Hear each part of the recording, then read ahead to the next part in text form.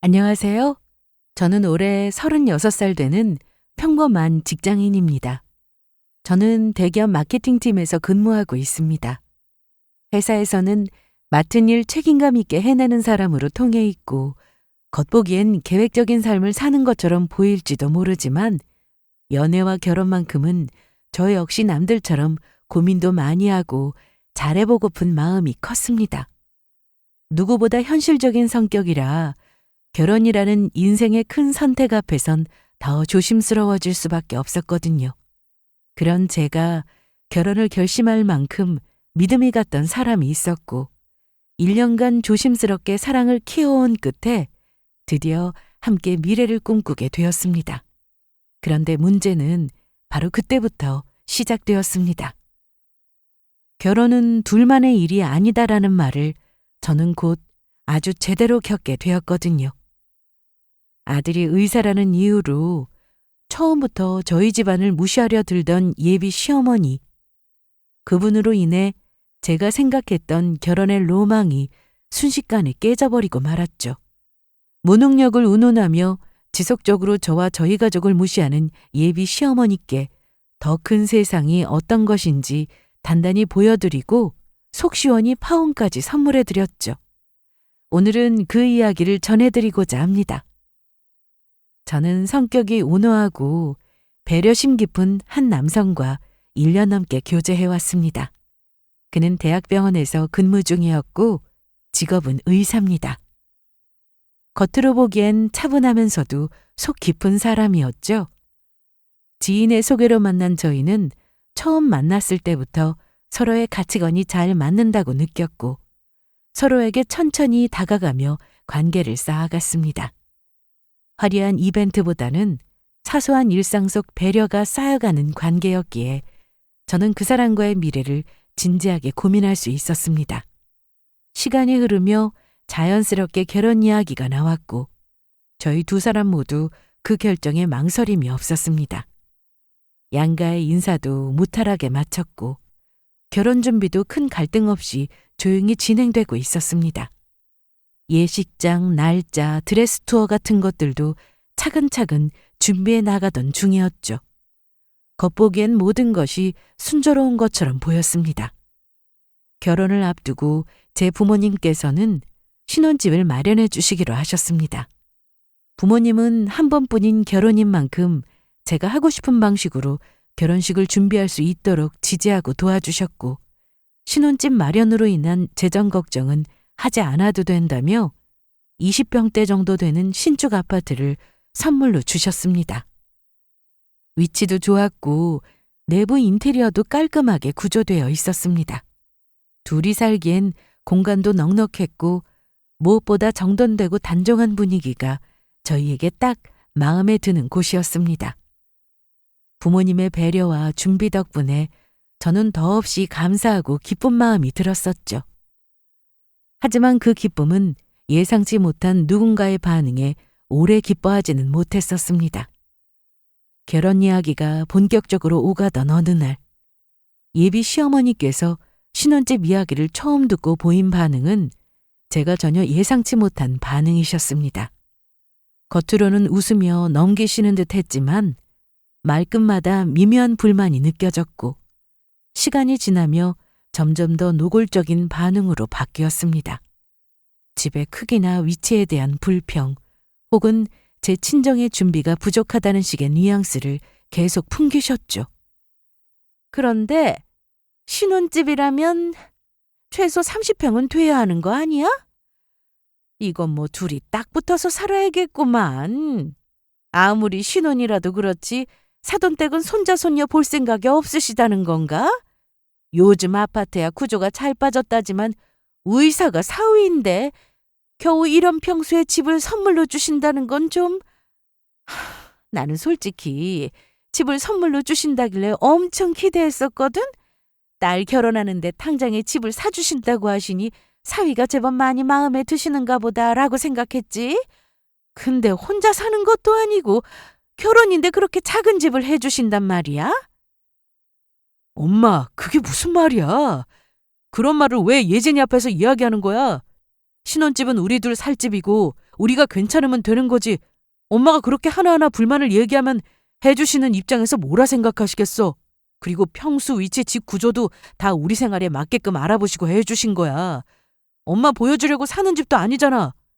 엄마가 아쉬운 마음 드는 게 있을 순 있어도 그걸 꼭 이렇게 표현해야 해?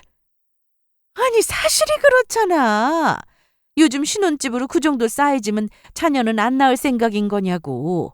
아파트 위치도 좋다고 들었는데 그렇게 외진 곳이면 너 출퇴근은 어떻게 하라고 그러는 거야? 교통도 불편하고. 내가 지금 틀린 말하고 있어? 예진아, 이야기 나온 김에 그냥 솔직히 이야기할게. 너무 민감하게 받아들이지 말고 들어봐. 다 잘 살자고 하는 말이니까. 내가 지금 바라는 게 뭐 대단한 것도 아니고 솔직히 사돈댁도 의사 사위 두면 더할 나위 없이 좋은 거 아니야? 그 명성에 맞게끔 우리 아들한테 어울리는 신혼집? 그 정도는 준비돼 있을 줄 알았어, 내 입장에선. 그리고 조율을 하더라도 솔직히 이런 건 상호간에 집안끼리도 어느 정도 대화는 먼저 해야 했던 거 아닌가 하는 거지. 위치도 지금 우리 집에서 얼마나 머니? 아들 얼굴 보려면 한참이나 걸리는데 어느 정도 중간 지점이면 좀 좋냐고. 그리고 이런 작은 집에 혼수 몇 개 들어오면 금방 가득 찰 텐데 어쩌시려고 이렇게 작은 집을 해주셨나 몰라. 엄마, 처음부터 집에 대한 너무 큰 기대치를 하고 있었던 거 아니야? 엄마 기준에 안 맞는다고 해서 틀린 건 아니잖아.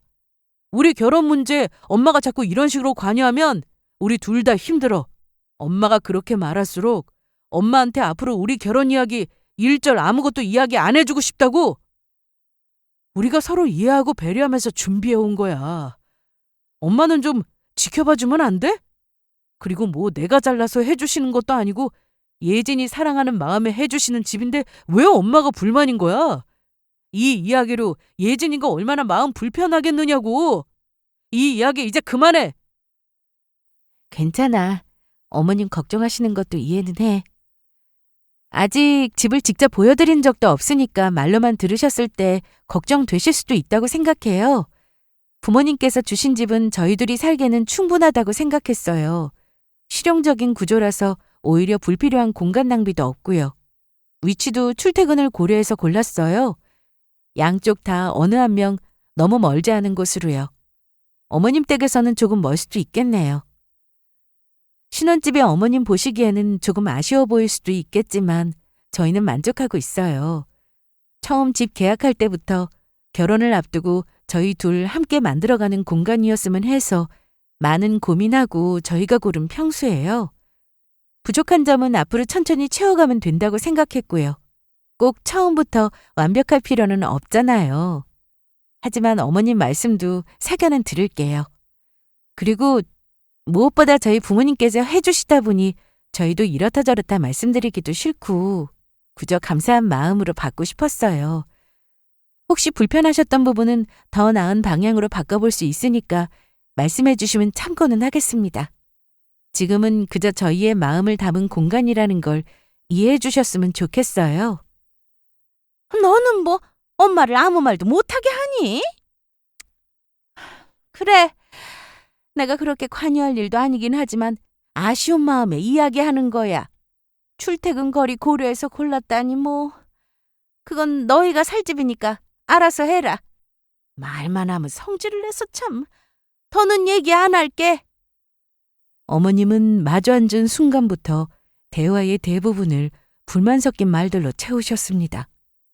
신혼집 위치가 너무 외곽이라는 말부터 시작해서 아파트 평수가 작다는 지적, 상의 없이 저희끼리만 주도적으로 집 평수를 결정했다는 점 하나하나 꼬집으며 아쉬움을 표현하셨습니다. 그 모든 말, 겉으로는 걱정처럼 포장되어 있었지만 듣는 사람 입장에서는 명백한 불만이자 불쾌한 평가였습니다. 무엇보다 불편했던 건 그분이 내뱉은 말들 속에 깔린 기류였습니다. 아들이 의사라는 이야기를 반복하며 그에 걸맞는 요구를 원하는 그 태도가 마치 저는 운 좋게 좋은 신랑감을 얻은 사람일 뿐이고 그런 제게는 지금보다 더 좋은 조건을 마련할 능력이나 자격이 없다고 단정하는 기분이 들었습니다. 처음에는 단순한 기대감이나 아쉬움의 표현이라고 생각하려 했습니다. 하지만 어머님의 말들 속에는 분명히 의사의 아내가 될 사람이라면 이 정도는 되어야 한다는 식의 우월감이 깔려 있어 보이는 듯 했습니다. 제가 어떤 사람인지 어떤 삶을 살아왔을지는 중요하지 않고 오직 외형적인 조건만으로 평가하려는 태도가 조금씩 보이기 시작했었죠. 하지만 그냥 대수롭지 않게 생각하려 했습니다. 왜냐하면 결혼이 단순히 두 사람만의 일이 아니라는 건 알고 있었고 어느 정도는 양가 간의 문화 차이와 기대감은 당연히 있을 수 있다고 생각했기 때문입니다. 물론 예비 시어머니의 말투나 뉘앙스에서 살짝 걸리는 부분이 있었지만 결혼이라는 건 결국 사람과 사람 사이의 선택이고 제가 함께 살고자 한 사람은 어머님이 아니라 그분의 아들이었으니까요. 상대의 부모가 완벽하지 않아도 우리가 서로를 믿고 존중할 수 있다면 충분히 극복 가능한 문제라고 여겼습니다. 그래서 불편한 말이 들려와도 한두 번은 넘겼고 마음을 다잡으며 결혼 준비를 이어갔습니다. 하지만 그날 이후로 저는 그동안 애써 외면하고 넘기려 했던 불편함이 점점 현실로 다가오고 있음을 느꼈습니다. 누군가를 사랑하는 것과 그 사람의 가족에게까지 존중을 강요받는 건 전혀 다른 문제라는 걸 뼈저리게 느끼게 되었죠. 며칠 뒤 예비 시어머니의 계속된 불만을 의식한 남자친구의 제안으로 신혼집을 어머님과 함께 보러 가게 되었습니다. 이미 결정된 집이지만 직접 보고 나면 오해나 불만이 조금은 누그러들 수 있을 거란 기대가 들기도 했었죠. 저 역시 조심스런 마음으로 일정을 잡았고 최대한 깔끔하게 정돈된 집안 분위기를 보여드리기 위해 입주 청소도 맞춰놓은 상태이고 정리할 것도 없지만 이래저래 신경을 곤두세우고 있었습니다. 약속한 날 예비 남편과 예비 시어머니는 함께 아파트에 도착하셨습니다. 저는 웃으며 어머님을 맞이해드렸고 간단한 인사를 나눈 뒤 집 안으로 들어섰습니다. 그런데 예비 시어머니는 문턱을 넘자마자 표정이 굳어지시고는 말이 없어지셨습니다. 말이 없는 것만으로도 분위기는 이미 묘하게 무거워져 있는 상태였었죠. 저는 조심스럽게 거실과 부엌, 침실로 이어지는 동선을 설명해드렸고 공간의 구조나 인테리어의 포인트도 자연스럽게 덧붙이며 분위기를 풀어보려 부단히 노력했습니다. 하지만 예비 시어머니는 별다른 반응 없이 고개를 한번 끄덕일 뿐 시종일관 안이 꼽다는 표정을 짓고 계셨습니다. 마치 뭔가 불만을 쏟아내기 일보 직전인 사람처럼 입꼬리가 잔뜩 내려가 계셨고 이따금 천천히 한숨을 내쉬는 모습이 내내 제 눈에 밟혔습니다. 저는 애써 모른 척하며 표정을 관리하려 했지만 사실 속으로는 같은 공간에 있는 것 자체가 너무 불편하기까지 느껴졌습니다. 그날따라 집안이 왜 이렇게 조용하게 느껴지는지, 말 한마디 없는 그 침묵이 왜 그렇게 사람을 불편하게 만드는지 모르겠습니다. 예비 남편도 어머님의 표정을 몇 번이나 곁눈질했지만 분위기를 바꿀 말을 쉽게 꺼내지 못하는 눈치였습니다. 이윽고 정막을 깨뜨리고 말문을 여신 건 어머니셨습니다. 아니, 집은 나쁘지 않은데 당연히 새 아파트니까 깔끔한 건 당연할 테고 근데 우리 아들이 의사인데 그것도 대학병원 의사인데 이런 데서 사는 게 맞는지 모르겠네. 신혼집도 그에 걸맞게 준비됐으면 하는데 아무리 둘이 산다고 해도 20평대는 진짜 아닌 것 같아. 숨 쉴 틈도 없어 보이는데 요즘엔 다들 넓게 사는 게 트렌드던데 친구 아들 결혼할 땐 40평 넘는 아파트에 들어갔다잖아. 아파트는 단순 둘만의 공간이 아니라 집안의 수준, 격이 드러나는 거라고. 솔직히 아무리 외동딸이라고 해도 의사 사위 데리고 가는 거면 조금 더 노력해 주셨어야 했는 게 아닌가 싶은데 이 정도 크기면 애 낳고 나면 금방 이사 가야 할 텐데 그걸 왜 지금 미리 고려하지 않으시는 거지? 지금이라도 다시 생각해 봐야 하는 거 아니야? 나는 정말 사돈댁이 우리 아들 생각을 조금만 더 했으면 좋겠는데. 어머님, 말씀하신 것처럼 집이 넓을수록 좋은 건 저도 알죠. 근데 둘이 함께 시작하는 신혼집이고 실거주에 맞춰 결정한 공간이에요. 자녀 계획은 저희는 조금 더 있다 가질 계획이고요. 이 아파트는 특히 구조가 잘 빠져서 실제 면적보다 훨씬 넓게 느껴지고 관리비도 적은 편이라 부담도 적어요. 그리고 위치도 오빠 병원과 제 직장 딱 중간 지점이라 출퇴근 동선도 서로 고려해서 결정했던 거고요. 어머님 보시기엔 좁게 느껴지실 수 있겠지만 저희는 이만하면 만족하고 있어요. 결혼은 현실이잖아요. 감당 가능한 선에서 알차게 꾸리는 게 맞다고 생각해요. 어머님 기준에서는 부족하게 느껴지실지는 몰라도 저희는 나름대로 최선을 다했다고 생각하거든요. 그리고 이 정도로가 부족하다고 생각 드시는 거면 혹시 어느 정도를 원하셨던 건가요? 지금 말씀하시는 걸 들으면 뭔가 저희 쪽 준비가 아예 실망스러우셨던 것처럼 제가 느껴져서요. 내가 굳이 이 이야기는 안 하려고 했는데 내가 한번 말해줄게. 최소한 30평은 돼야지. 거실이라도 넓게 두어야 나중에 사돈댁이든 우리든 놀러 왔을 때 같이 앉아 오순도순 이야기라도 하지. 그리고 주방은 왜 이렇게 작아? 요리는 전혀 할 의향이 없다는 걸 대놓고 이야기하는 것도 아니고 시켜 먹고 살 것도 아니고 요리해서 살 거면 요리할 공간이라도 넉넉해야지. 집에 무슨 드레스룸도 없고 수납장도 모자라 보이고 옷이랑 짐이 얼마나 많은데 이거 다 어디다 두려고? 화장실도 겨우 2개에다가 욕조도 없잖아. 나중에 아기 낳으면 욕조에서 물놀이도 하고 노는데 그런 건 어떻게 하려고? 그리고 무엇보다 이 아파트 브랜드가 좀 애매하잖아. 누가 보면 그냥 싼 데 들어간 줄 알 거라고. 아유, 나는 우리 아들 결혼하는 거면 최소한 부끄럽지 않게 시작했으면 좋겠는데 그게 부모 마음 아니겠어? 신혼집이 첫인상인데 나중에 친척들이 알면 뭐라고 하겠어? 의사 아들 더 넣고 이런 아파트에서 산다고 하면 부끄러워서 어디다 말도 못하지. 나는 우리 아들이 어디 가서 꿀릴 일 없게 키웠어. 결혼한다고 해서 그게 달라지면 안 되는 거지 않아? 이건 단순히 집 하나 보고 말 게 아니라 집안의 품위가 그대로 드러나는 거로 생각한다고. 어떻게 이렇게 준비해놓고 자랑스럽게 집 해줬다고 이야기하는 게 나는 솔직히 많이 당황스럽다. 그렇군요. 더 큰 집을 원하셨던 거군요. 어머님 말씀 들으면서 하나하나 정리해보니 단순히 아파트 문제만은 아니었네요. 정말로 저희를 걱정해서 하신 말씀인지 아니면 기대에 못 미쳤다는 실망이신 건지 저도 솔직히 조금 혼란스럽네요. 근데요, 지금까지는 최대한 이해하고 받아들이려 했습니다. 결혼은 어른들의 의견도 중요하니까요.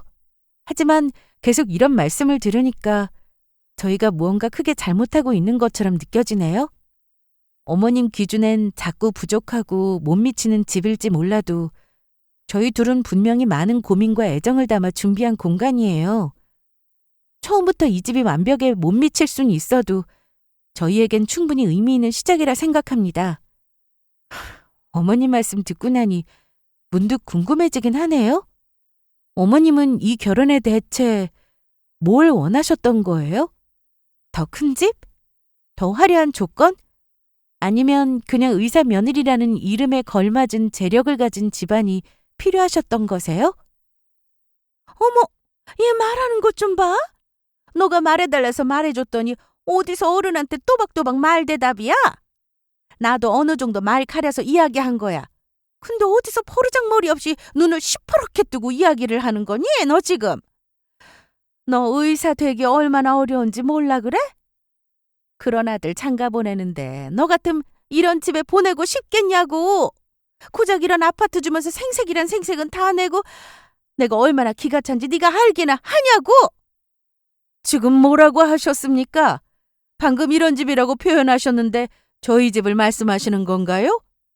아니, 사부인이 여긴 어떻게 오셨습니까? 마침 지나가는 길에 딸이 집을 보러 온다는 메시지를 받아서 저도 인사차 얼굴도 뵙고 하려고 잠깐 들렸습니다. 근데 제가 지금 들은 이야기 다시 설명해 주시겠어요? 이왕 이렇게 알게 되신 거 솔직하게 말씀드리겠습니다. 신혼집으로 주시는 이 집, 평수가 마음에 들지 않습니다. 평수뿐만 아니라 구조며 위치며 아파트 이름조차도 다 마음에 들지 않아요. 이왕 집 선물해 주시는 거면 의사사위 두시는 건데 조금 더 좋은 아파트에 좋은 평수에 다들 아는 유명한 아파트로 선물로 해주실 수도 있지 않으세요? 우리 아들이 의사인데 20평대 아파트는 너무한 거 아닌가요? 지금 이 집이 불만이시라는 겁니까? 더 큰 집을 원하셨던 거예요? 이제야 사부인 말씀이 이해가 되네요. 말씀을 듣고 보니 의사 아들 둔 어머니 입장에서 이런 조그마한 집에 장가를 보낼 생각을 하니 성에 차지도 않고 남들 보기에도 부끄럽고 뭐 그렇다는 거죠? 사부인께서 이런 불만을 느끼고 계실 줄은 몰랐네요. 마침 이 타이밍에 제가 이 서류들은 가지고 있는 게 참 신의 한 수라는 생각이 드네요. 이 집 등기부 등본입니다. 딸에게 주는 집인데 대출은 물론 없어야겠거니와 현금으로 구입한 집이에요. 현재 저희 딸 명의로 되어 있고요. 이건 해당 아파트 시공사 관련 서류입니다. 저희 회사에서 시공한 단지 중 하나라 설계랑 자재 쪽도 제가 다 직접 챙겼습니다. 이건 혼수 리스트고요. 가전, 가구, 침대, 인테리어 포함해서 준비해둔 내역입니다. 맨 뒷장 보시면 견적서도 같이 정리되어 있긴 합니다. 그리고 마지막으로 이건 혹시 다른 거 확인하면서 함께 이참에 정리해두었던 건데 딸아이 앞으로 들어가 있는 예금이랑 펀드들입니다. 보시다시피 그 금액 보시면 그저 이런 집에 장가 보낸다라는 생각은 안 드시지 싶은데요. 결혼이라는 게 서로 믿고 시작하는 거지만 오해는 사전에 정리하는 게 맞죠. 그 귀한 의사 아드님 두셔서 좋은 온수 받고 장가 잘 보내고 싶으시겠지만 저희는 오로지 저희 딸 좋은 온수 쓰라는 명목으로 이 모든 걸 준비해드리려 했던 것들입니다. 부담은 드리고 싶지 않아서 조용히 지금까지 있었는데 이야기가 여기까지 왔으니 이제는 정확하게 아셔야겠네요.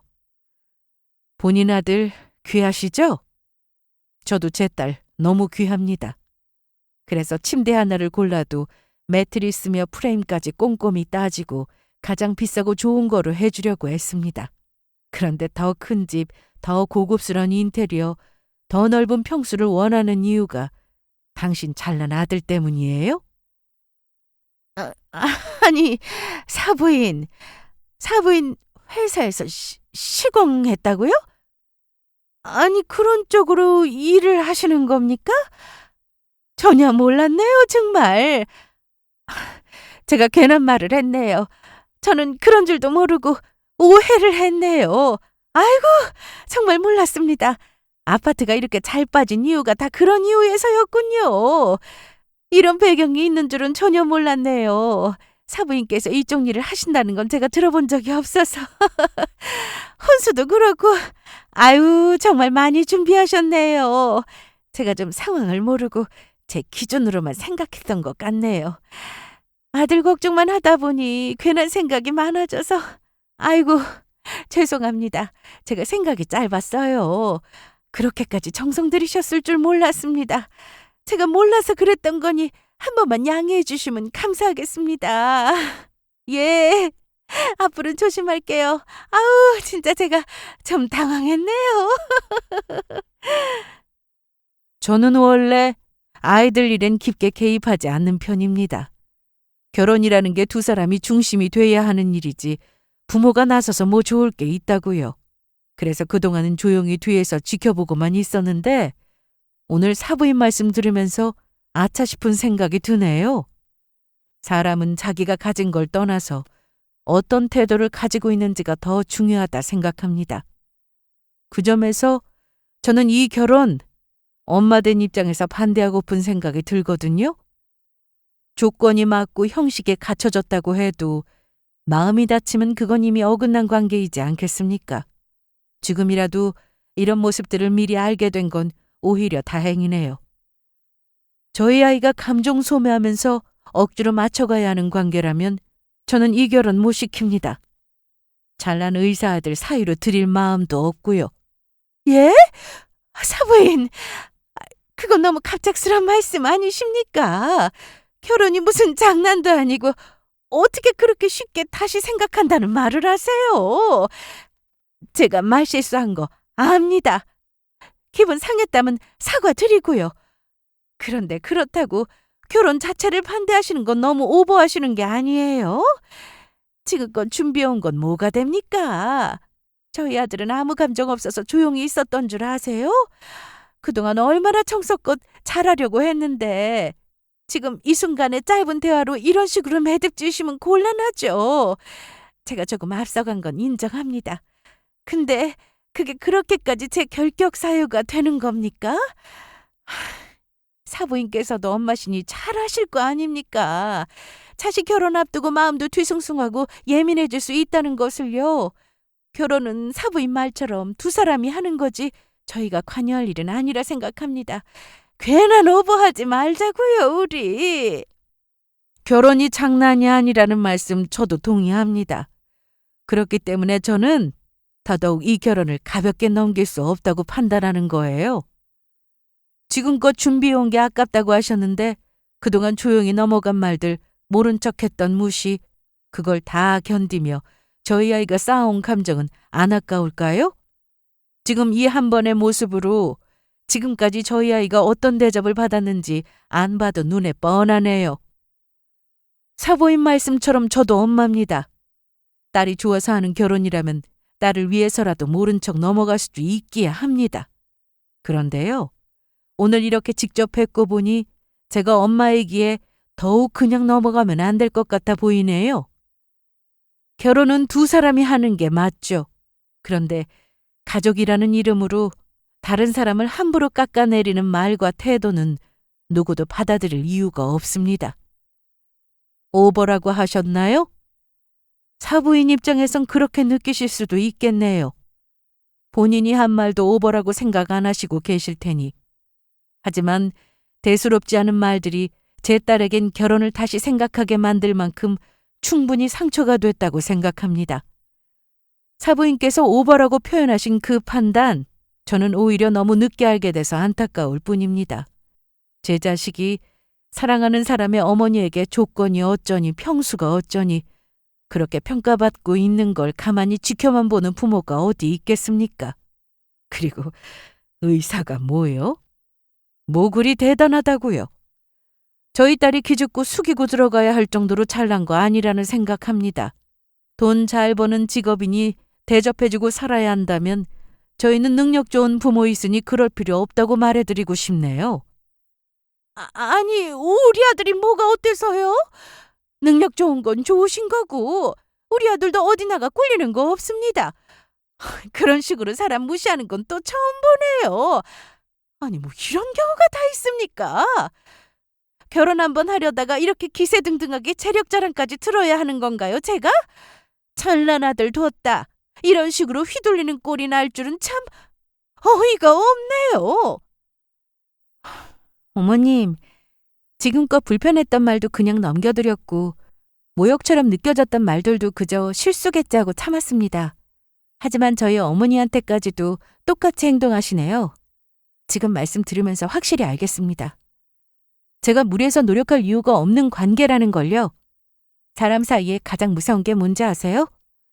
처음엔 겉으로 웃다가 나중엔 진심을 드러내는 사람이에요. 저는 더 이상 이런 감정 소비 하고 싶지 않습니다. 엄마 가자. 저는 엄마와 함께 아파트를 나왔습니다. 지나가는 길에 우연히 저의 연락을 받고 찾아오신 어머니는 아파트가 어떻고 저쩌고 불평불만을 늘어놓는 예비 시어머니의 모습을 정확하게 보시고야 말았고 저희 어머니도 참지 못하고 결국 결혼을 반대한다는 이야기까지 나오고야 말았죠. 사실 저는 지금껏 부모님의 직업이 어떻고 어떤 회사를 운영하시는지 남자친구에게 구체적으로 이야기한 적이 없었습니다. 숨기고 싶어서가 아니라 결혼은 결국 두 사람이 하는 것이고 저희 부모님은 그 선택을 존중해 주시는 분들이었기에 굳이 먼저 말할 필요성을 느끼지 못했기 때문입니다.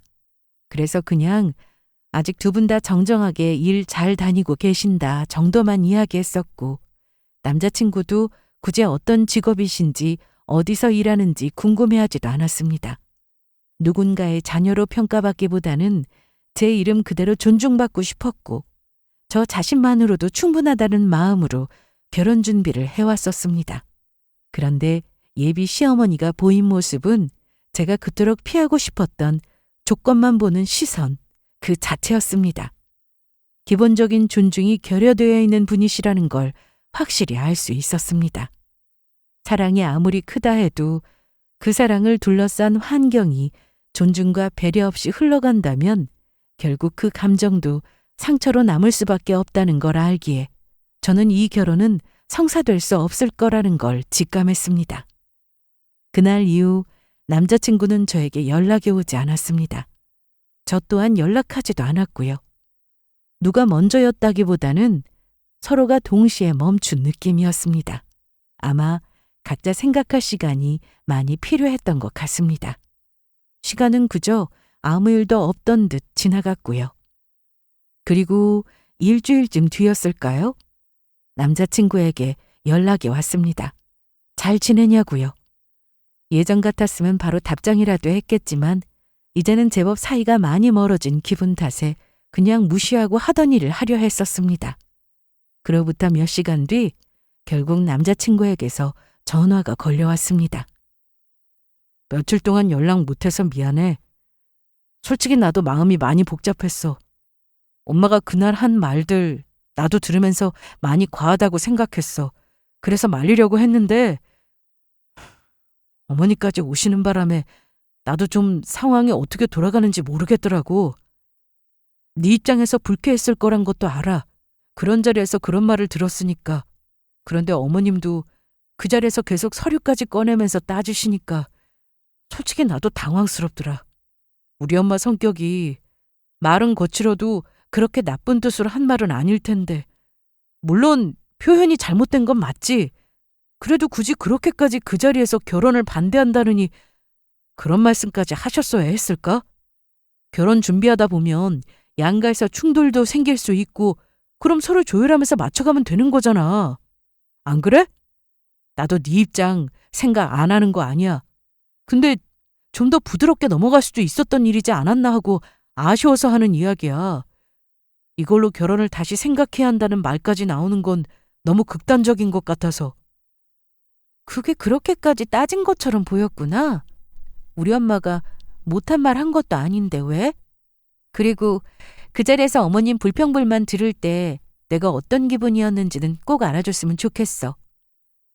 신혼집 지적당하고 인테리어까지 비하당하고 결국엔 부모님까지 언급됐잖아? 그 상황에서 아무 말도 안 하고 웃으며 넘어갈 수 있는 미친 광대가 어디 있어? 그리고 우리 엄마가 너희 엄마한테 잘 보이려고 준비한 게 아니라 딸 결혼해서 잘 살라고 준비해 주셨던 거야. 그것도 모르고 그놈의 의사 아들 하시면서 대우받으려고 하시는 어머님 보고 그런 상황에서조차 어떻게 유하게 넘어갈 수 있다는 거야? 그놈의 의사 아들이라니 말을 너무 심하게 하는 거 아니야? 너희 부모님이 너 잘 살라고 생각하셨던 것처럼 우리 부모님도 나 잘 살았으면 싶어서 그러셨던 거 아니야. 서류까지 보여주실 건 또 뭐야? 돈 많다고 자랑하는 거야 지금? 그냥 사면 사고 말면 말 물건들인데 뭘 또 굳이 리스트까지 뽑아오시고 돈 자랑까지 하시느냐고? 물론 너 입장에서 우리 엄마 행동이 많이 서운했을 거 알아. 엄마가 한 말들이 선 넘은 거였다는 것도 인정한다고. 근데 그건 엄마랑 나랑 해결해 나갈 문제잖아. 넌 그냥 조금만 더 한 걸음 물러서줘도 되는 거 아니었나 싶다고. 너무 확실하게 선을 긋는 말들이 너무 자꾸 나오니까 나도 마음이 복잡해지잖아. 한 걸음 물러섰다면 내가 얼마나 더 참았어야 했을까? 결혼이라는 게 둘만의 일이 아니라는 건 나도 알아. 그래서 더 조심하려고 했고 이해하려고 했어. 하지만 나 혼자만 물러서고 나 혼자만 배려하는 관계는 결혼이 아니라 그건 희생이야. 왜 나만 그렇게 이해하고 어머님은 마음대로 하셔도 되는데? 그날 어머님은 나를 며느리로 대하지 않았어. 그냥 조건이 안 맞는 사람처럼 대하셨던 거 몰라? 그 상황을 자기가 옆에서 보면서도 지나친 말이었다 이상으로 말하지 않는 걸 보면서 나는 혼자 싸우고 있는 느낌을 받았다고. 그래서 나도 이 결혼은 의미 없다는 생각이 들었던 거고. 돈 자랑? 어머님은 아들 자랑하기 바쁘시던데 왜 우리 엄마는 돈 자랑하면 안 돼? 그 말이 아니잖아, 지금. 그리고 나도 그 자리에서 무슨 말을 해야 할지 몰랐어. 괜히 엉켜버릴까 봐 조심스러웠을 뿐이라고. 나도 그날 이후에도 어떻게 풀어야 하나, 우리가 다시 원래대로 돌아갈 수 있을까 한참을 고민하고 생각했다고. 근데 겨우 시간 갖고 오랜만에 연락하는 건데 너는 조금도 개선할 의지도 없는 거야? 왜 이렇게 싸우려고만 하는 거야, 사람이? 그래, 됐어. 의지도 없는 사람이랑 내가 무슨 말을 더해. 우리 그냥 헤어지자. 남자친구와 저는 결국 헤어지기로 했습니다. 좋은 말들은 여전히 오가지 못했고 남자친구 또한 뭐가 잘못된 것인지를 제대로 인지 못하고 있는 것 같더라고요. 이런 사람과는 이야기하면 제 감정만 소모될 뿐 좋을 게 하나도 없다라는 생각이 들었습니다. 한때는 좋은 인연이라고 믿었고 이 사람이면 괜찮겠다는 생각도 했었는데 결국 아니구나 싶더라고요. 누군가를 오래 알고 지낸다고 해서 그 사람을 제대로 안다고 할 수는 없다는 것을 이번 일을 통해 아주 정확히 배웠습니다. 그 뒤로는 별다른 소식 없이 지냈습니다. 뜬금없이 연락이 와 미련 섞인 연락도 없었고요. 그래서 이대로 다 정리가 된 듯 싶었습니다. 그런데 어느 날 예비 시어머니께 연락이 왔습니다. 휴대전화에 찍힌 이름을 보고는 저는 잠시 동안 핸드폰을 보며 제 눈을 의심했습니다. 사과하고 싶다는 말과 함께 갑자기 신혼집 앞에 와 계신다는 겁니다. 헤어진 마당에 무슨 사과를 하나 싶고 왜 이렇게 불쑥 찾아오시는 것인지 너무 난감하고 곤란했지만 그냥 조용히 사과 몇 마디 하고 가시려나 싶어 저도 신혼집으로 갔습니다. 현관문 앞에 서 계신 시어머니를 보고 어색한 인사를 주고받고 밖에 서 있게 해드리는 건 예의가 아닌 것 같아 떨떠름하지만 그래도 집 안으로 모셨습니다. 아파트 문을 열고 들어오신 순간 어머니의 시선은 집안 곳곳을 빠르게 훑으시느라 눈이 바삐 움직이시는 게 보였죠. 텅 비어있던 집이 어느새 혼수품으로 가득 차 있었고 전과는 다르게 조금 더 고급지게 집이 정리되어 있었죠. 이 모습을 본 어머님은 누구보다 밝은 화색을 보이시며 제게 물으셨습니다. 어머, 집이 너무 예쁘게 꾸며졌네. 가전도 이거 전부 최신형에 가구도 너무 비싼 것들 뿐이네. 사부인께서 안목이 참 좋으시다더니 정말이네. 역시 다르셔. 이렇게 갑자기 찾아와서 미안해. 그땐 내가 말을 좀 심하게 했었지? 그건 정말 미안하게 생각해. 그날 일이 계속 마음에 걸려서 며칠을 잠도 못 잤지 뭐야. 그때 내가 정말 너무 예민하게 굴었던 것 같더라고. 제대로 알지도 못하고 이야기했던 거 진짜로 미안해. 그땐 몰라서 그랬고 진심으로 사과는 하고 싶어서 이렇게 급한 마음에 불쑥 찾아오게 됐어. 지금도 이렇게 이쁘게 꾸며놨겠다. 앞으로는 나 신경 쓰지 말고 아들이랑 걱정 없이 잘 살아. 지금 보니까 내가 걱정할 필요가 하나도 없었었네. 내가 괜한 오지랖이었지. 그래도 앞으로 가족이 될 사이인데 이런 일은 마음에 너무 담아두지 말고 앞으로는 좋은 관계로 잘 지내봤으면 좋겠어. 어머님, 소식 못 들으셨나 보네요. 저희 헤어지기로 이야기 다 끝났습니다. 이 집 저 혼자 사는 집이에요. 사과하러 오신 거면 그 마음은 제가 받는 거로 하겠습니다. 뭐? 그게 무슨 말이야? 너 지금 지훈이랑 헤어졌다고? 아니 이게 무슨 일이지? 아들은 아무 말도 안 하던데? 아니 그럼 이 좋은 운수들은 어쩌고? 아니 이게 진짜 어떻게 된 일이야? 너희 결혼식 날짜까지 이야기 나왔던 거 아니었니? 파혼이라니! 그럼 내가 오늘 여기까지 와서 너한테 사과까지 한 내가 뭐가 되니? 아니 왜 그렇게 갑작스런 결론이 나게 된 거야 지금? 진정하세요. 이건 다 저를 위한 가구들이고 가전제품입니다. 누굴 위해 준비된 게 아니라 제가 살기 위해 마련해 주신 것들이에요. 그러니까 걱정 안 하셔도 됩니다. 그리고 헤어지자는 이야기는 아드님 쪽에서 먼저 말 꺼낸 거라 저는 따로 드릴 말씀이 없네요. 그날 일로 죄송한 마음에 사과하러 오셨다는 거 아니셨어요? 파혼 이야기 안 한 거는 글쎄요. 저도 잘 모르겠네요. 왜 빨리 말씀 안 드렸던 건지. 결혼 관련해서는 더 이야기가 나눌 게 없을 것 같네요. 이제 그만 돌아가 주시겠어요? 아니, 결혼도 아니고 혼자 산다면서? 이런 고급 브랜드를 혼수로 다 넣은 거라고? 침대도 싱글 침대도 아니고 퀸 사이즈인데 무슨 소리 하는 거야? 냉장고, 세탁기, 식기세척기 이게 전부 너 혼자 살기 위한 거라고? 아니 세상에, 이 좋은 혼수들을 어쩌라고? 그 애가 나한테 말도 안 하고 헤어졌다고? 난 한동안 두 사람 말이 없길래 잘 해결된 듯 싶어 예비 며느리한테 사과하러 온 건데 두 사람 헤어진 걸 이 자리에서 통보한다고? 나 참 기가 막혀서. 그럼 내가 연락했을 때 그때라도 이야기를 해줬어야지. 왜 말 안 하다 이제 이야기하는 거야? 너 이 집 보여주고 나 자존심 상하게 만들고 아쉽게 하려고 그랬던 거지 지금? 내가 널 얼마나 좋게 보려고 애썼는데. 내가 아들 걱정해서 말 한두 마디 한 게 그렇게 파혼할 일이야? 결혼이 장난이야? 이 좋은 걸 다 갖춰놨는데 그걸 그냥 놓자고? 우리 아들 의사야, 의사라고. 그런 애가 널 선택해줬으면 고마운 줄 알아야지. 어머니, 진정하세요. 지금 이 집에 있는 물건들은 저를 위해 준비된 겁니다. 누구를 위한 보상도 아니고 누구와 계획할 필요도 없는 사안이라고요. 사과하고 싶으시다고 하셔놓고 오셔서 대뜸 집 앞까지 오셨다 하시니 저도 예의상 황급히 와드렸던 겁니다. 어르신을 밖에 세워두고 이야기 나누는 건 아닌 것 같아 짧게라도 안으로 모셨던 거고요. 이제 가주세요. 그 이상 나눌 이야기는 없을 것 같습니다. 지훈 씨한테는 제가 지금 연락드릴게요. 어머님 지금 여기 계신다고 데려가시라고요.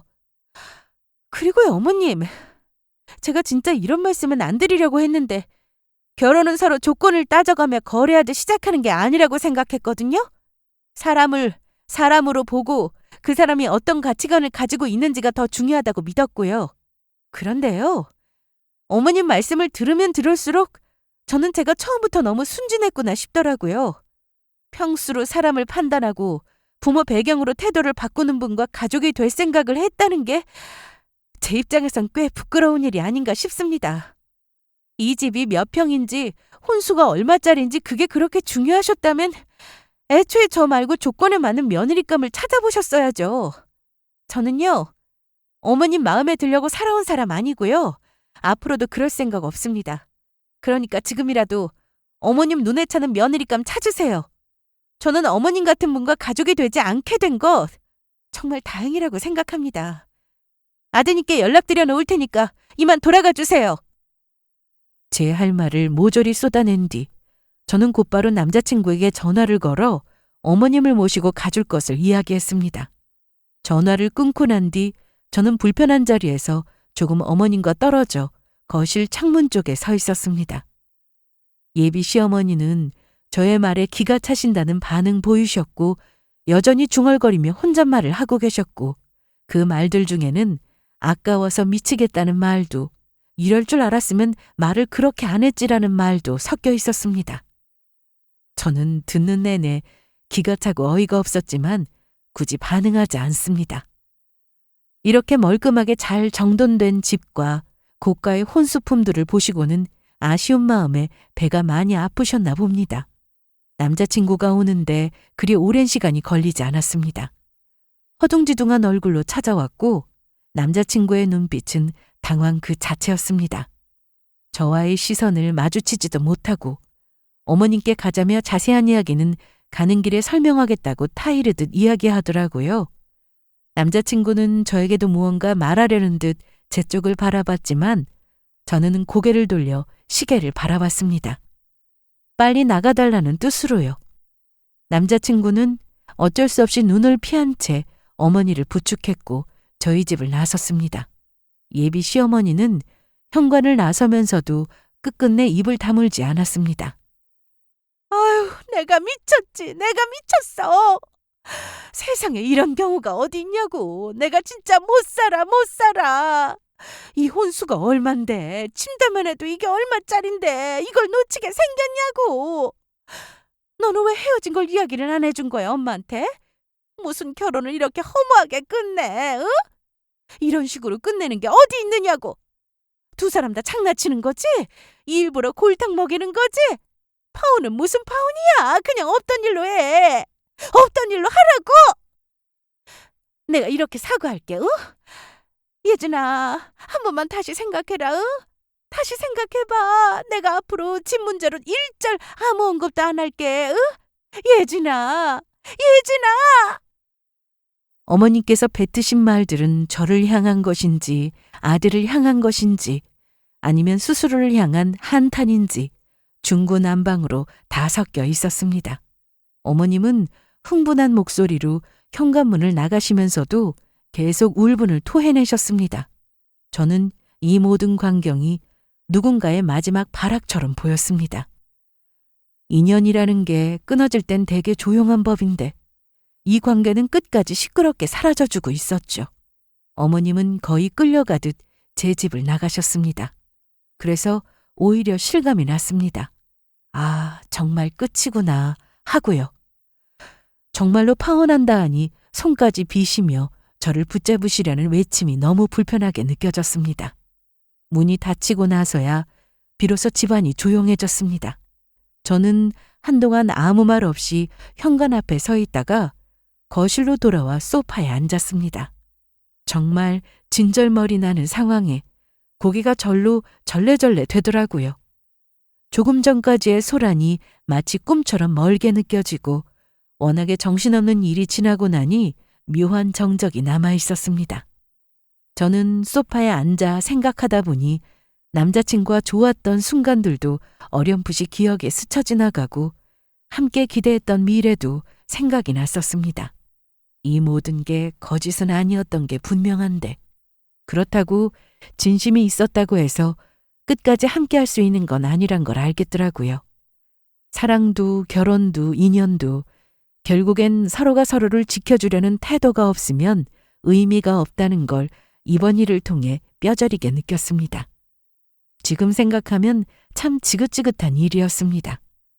하지만 그만큼 이제는 마음이 한결 가벼워요. 아들이 의사라는 이유 하나로 이 결혼을 통해 어떻게든 뭘 더 챙겨보려던 그 마음. 참 속이 훤히 보이더라고요. 저희 집은 굳이 따지자면 그런 것 좀 아쉬워할 일 없는 집입니다. 그래서일까요? 욕심내는 사람을 보면 오히려 안쓰럽고 스스로를 그렇게밖에 못 높이는 게 좀 안타깝게 느껴지더라고요. 본인이 꽤 대단한 집인 줄 아셨겠지만 세상은 생각보다 넓고 그보다 훨씬 대단한 사람들 날고 뛰고 아주 쏟아진다는 걸 모르시는 것 같습니다. 저도 제 직업과 일에 자부심을 가지고 살아가는 편입니다. 그렇다고 누군가의 직업이 저보다 낫다거나 못하다고 판단한 적도 없고요. 일이라는 건 결국 각자 자기 자리에서 얼마나 책임감 있게 살아가느냐의 문제잖아요. 사람은 결국 가진 게 많든 적든 겸손할 줄 알아야 한다고 생각합니다. 겸손이 없으면 가진 것도 결국 누군가에겐 흠이 되니까요. 살면서 가장 중요한 것을 가졌다고 해서 우쭐댈 필요 없고 없다고 해서 주눅들 이유도 없다는 것을 모두 기억해 주셨으면 좋겠습니다. 결국 겸손하게 사는 게 제일 오래가는 거 아니겠어요? 오늘도 모두들 저처럼 당당한 하루 되시길 바라겠습니다.